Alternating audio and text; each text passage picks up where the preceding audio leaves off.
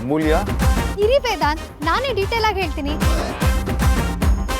ಇವ್ರು ನಡ್ಕೊಂಡಿದ್ರ ಬಗ್ಗೆ ತುಂಬಾ ಪಶ್ಚಾತ್ತಾಪ ಆಗಿದೆ ಅಣ್ಣ.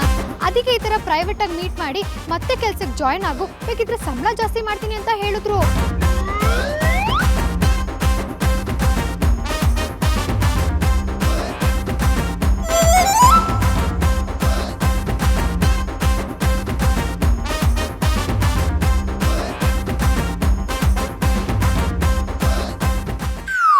ಏನು ಹೇಳ್ತಿದ್ಯಾ ಅಮೂಲ್ಯ? ಏನು ತಮಾಷೆ ಮಾಡ್ತಿದ್ಯಾ? ಏನಣ್ಣ ನೀನು ಇಂಥ ವಿಷಯದಲ್ಲಿ ತಮಾಷೆ ಮಾಡೋದೇನು ತಮಾಷೆನಾ? ತಮಾಷೆ ಆಗಿದ್ರೆ ಇವ್ರು ಇಷ್ಟೊಂದು ಸೀರಿಯಸ್ ಆಗಿ ಸುಮ್ಮನೆ ಇರ್ತಿದ್ರಾ? ಹೌದು, ಹಾಗಿದ್ರೆ ನಿಜಾನೇ. ಸೂಪರ್ ವೇದಾಂತ್ ನೀವು. ಈ ವಿಷಯವಾಗಿ ನಾನೇ ಅಜ್ಜಿನ ಹತ್ರ ನಿಮ್ಮ ಜೊತೆ ಮಾತಾಡು ಅಂತ ಹೇಳಬೇಕು ಅಂದ್ಕೊಂಡಿದ್ದೆ, ಆದರೆ ಈಗ ಅದರ ಅಗತ್ಯನೇ ಇಲ್ಲ ಬಿಡಿ. ಅವತ್ತೇನೋ ಕೆಟ್ಟಗಳಿಗೆ ಅಣ್ಣ, ಅದಕ್ಕೆ ರಾಂಗ್ ಡಿಸಿಷನ್ ತಗೊಂಡ್ರು. ರಾಂಗ್ ಡಿಸಿಷನ್ನ ರೈಟ್ ಮಾಡೋ ಒಳ್ಳೆ ಮನ್ಸಿರೋದಕ್ಕೆ ಅಣ್ಣ ಇವತ್ತಿಷ್ಟು ದೊಡ್ಡ ಬಿಸ್ನೆಸ್ ಮ್ಯಾನ್ ಆಗಿರೋದು ಅಲ್ವಾ? ಆದ್ಯ ಯಾವಾಗಲೂ ಹೇಳ್ತಿರೋಳು ನಮ್ಮ ಅಣ್ಣಂದು ಹೆಂಗರಳು ಅಂತ. ಈಗ ನಿಜ ಅನ್ನಿಸ್ತಿದೆ, ಅಮೂಲ್ಯನ ವಾಪಸ್ ಕರ್ಸ್ಕೊಳ್ತಿರೋದು ನಿಜವಾಗ್ಲೂ ಒಳ್ಳೆ ಕೆಲಸ. She deserve it, YONO. ಹಾಗಿದ್ರೆ ನಾನು ರೀಜಾಯ್ನಿಂಗ್ ಪೇಪರ್ಸ್ನೆಲ್ಲ ರೆಡಿ ಮಾಡಿಬಿಡ್ತೀನಿ. ಹೇಗಿದ್ರು ಕಂಪನಿಗೆ ತುಂಬ ಜನ ಲೇಡೀಸ್ ಬರ್ತಾ ಇದ್ದಾರೆ, ಅವ್ರನ್ನೆಲ್ಲ ಹ್ಯಾಂಡಲ್ ಮಾಡೋಕ್ಕೆ ಇವರೇ ಸರಿ ಬಿಡಿ. ಓ ಹೌದಾ? ನಾವು ಬರೀ ಜನರನ್ನಲ್ಲ, ಸಿಚುಯೇಷನ್ ಕೂಡ ಚೆನ್ನಾಗೇ ಹ್ಯಾಂಡಲ್ ಮಾಡ್ತೀವಿ.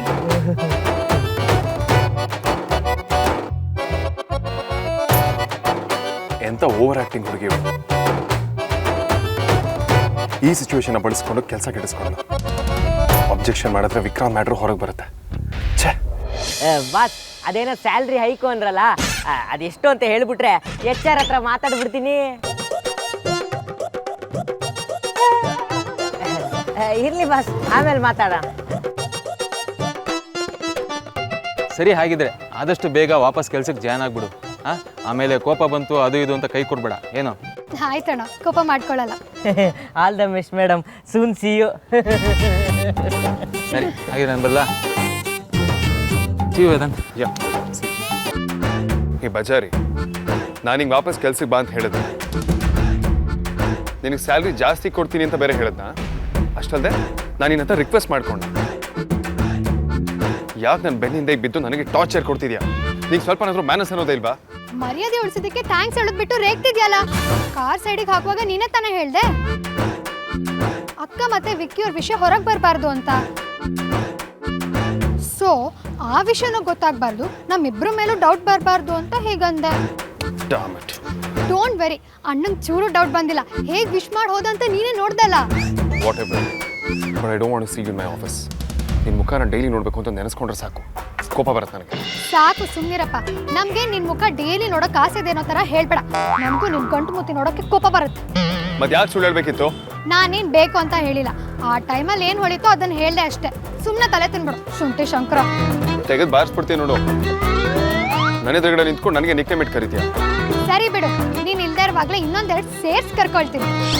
ಡಿಸ್ಕಸ್ಟಿಂಗ್. ಇನ್ ಯಾರಾದ್ರೂ ಬಂದು ನಮ್ಮಿಬ್ರನ್ನ ಒಟ್ಟಿಗೆ ನೋಡೋವರೆಗೂ ಇಲ್ಲೇ ಇರ್ಬೇಕಾ?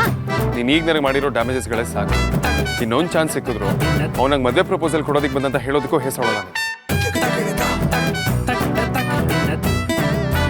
ಮದ್ವೆ ಅದು ನಿನ್ನ, ಅದು ನಾನು.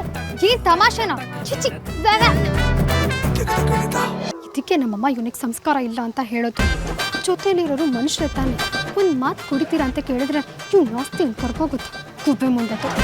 ಅದೇನು ಗುಣ್ಗುಣ ಅಂತ ಬೈಕೋದಿಲ್ಲ. ಧೈರ್ಯ ಇದ್ರೆ ಡೈರೆಕ್ಟಾಗಿ ಮಾತಾಡ. ಮೊಬೈಲ್ ಕಳ್ಳ ಅಂದ್ರೆ ಜೇಬ್ ಮುಟ್ ನೋಡ್ಕೊಂಡಂತೆ. ಹೊಸ ಗಾದೆ ಗುರು, ನಾವ್ ಯಾವಾಗ್ಲೂ ಅಪ್ಡೇಟೆಡ್ ಅಮ್ಮ. ಯಾವಾಗ್ಲೂ ನಿಂಗೆ ಎಲ್ರು ನಿನ್ ಬಗ್ಗೆನೇ ಯೋಚನೆ ಮಾಡ್ತಿರ್ತಾರೆ ಅಂತ ಭ್ರಮೆ ಅಲ್ವಾ?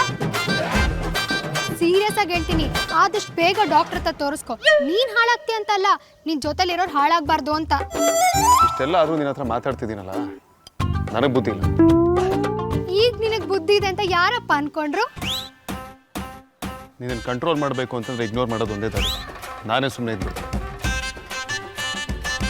ನಿನ್ನನ್ನು ಮಾತಾಡ್ಸೋದು ಹೇಗೆ ಅಂತ ನಮಗ್ ಗೊತ್ತಿಲ್ವಾ? ವಾಪಸ್ ಕೆಲ್ಸಕ್ಕಂತೂ ಸೇರಾಯ್ತು. ಈಗ ಡೈಲಿ ಯಾವ ಡ್ರೆಸ್ ಹಾಕ್ಬೇಕು ಅಂತ ಮೊದಲೇ ಪ್ಲಾನ್ ಮಾಡ್ಬೇಕಪ್ಪ. ಮೋಸ ಮೋಸ ಮಾಡಿ ಕೆಲಸಕ್ಕೆ ಸೇರ್ಕೊಂಡೆ ಅಂತ ಮೆರಿಬೇಡ. ವಿಕ್ಕಿ ಆರ್ತಿ ಮದುವೆ ಆಗಲಿ, ನೀನು ಆಮೇಲೆ ಹೇಗೆ ಒದ್ದೋಡಿಸ್ತೀನಿ ನೋಡ್ತೀರ.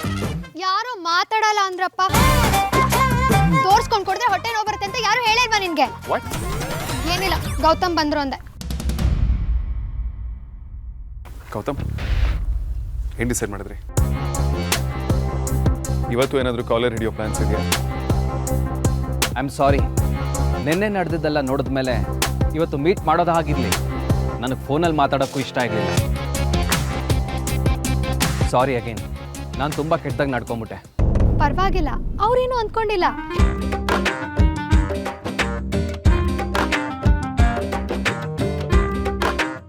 ಬಟ್ ಅದಕ್ಕೆ ಕಾರಣ ಇದೆ. ನಾನು ಆರ್ತಿ ಅವ್ರನ್ನ ತುಂಬ ಇಷ್ಟಪಡ್ತಾ ಇದ್ದೀನಿ. ಅರೇಂಜ್ ಮ್ಯಾರೇಜಲ್ಲಿ ಇಷ್ಟು ಒಳ್ಳೆ ಹುಡುಗಿ ಸಿಗ್ತಾಳೆ ಅಂತ ನಾನು ಕನಸಲ್ಲೂ ಅಂದ್ಕೊಂಡಿರಲಿಲ್ಲ. ನಿಮ್ಮ ತಮ್ಮಂತರ ನಾನು ತುಂಬ ಕನಸು ಕಟ್ಕೊಂಡಿದ್ದೆ. ಅದಕ್ಕೆ ವಿಷಯ ಕೇಳಿ ನಂಗೆ ತಡ್ಕೊಳಕ್ಕಾಗಲಿಲ್ಲ. ಅಮೂಲ್ಯ, ಗೌತಮ್, ವಿಷಯಕ್ಕೆ ಬನ್ನಿ. ನಿನ್ನೆ ನೀವು ಫೋನ್ ಮಾಡಿ ವಿಕ್ಕಿ ಮತ್ತು ಆರ್ತಿ ಬಗ್ಗೆ ಹೇಳಿದ್ಮೇಲೆ ನಾನು ವಿಚಾರ ಮಾಡಿ ಒಂದು ನಿರ್ಧಾರಕ್ಕೆ ಬಂದಿದ್ದೀನಿ. ಆ್ಯಂಡ್ ಅದೇ ನನ್ನ ಫೈನಲ್ ಡಿಸಿಷನ್. ಡಿಸಿಷನ್ ಮಾತ್ರ ನಿಮ್ಮದು, ಆದರೆ ಅದನ್ನು ಫೈನಲ್ ಮಾಡೋದು ನಾನು. ಹೇಳಿ. ಪ್ರೀತಿ ಮಧುರ, ತ್ಯಾಗ ಅಮರ ಅಂತಾರೆ. ಆದರೆ ನಂಗೆ ತ್ಯಾಗ ಮಾಡಿ ಏನೂ ಆಗಬೇಕಾಗಿಲ್ಲ. ಆದರೆ ಆರ್ತಿಯವ್ರು ಚೆನ್ನಾಗಿರಬೇಕು ಅನ್ನೋದನ್ನ ನನ್ನ ಮನಸ್ಸು ಒತ್ತಿ ಒತ್ತಿ ಹೇಳ್ತೀನಿ. ಅವ್ರು ಒಂದು ದಿನನೂ ನನ್ನ ಹತ್ರ ಮನ್ಸು ಬಿಚ್ಚಿ ಮಾತಾಡಿಲ್ಲ ಅಂದಾಗಲೇ ನಾನು ಅರ್ಥ ಮಾಡ್ಕೋಬೇಕಿತ್ತು ಅವ್ರ ಮನಸ್ಸಲ್ಲಿ ಬೇರೆ ಏನೋ ಇದೆ ಅಂತ. ವಿಕ್ಕಿ ಮತ್ತು ಆರ್ತಿ ಮದುವೆಗೆ ನನ್ನ ಕಡೆಯಿಂದ ಯಾವ ಅಭ್ಯಂತರನೂ ಇಲ್ಲ.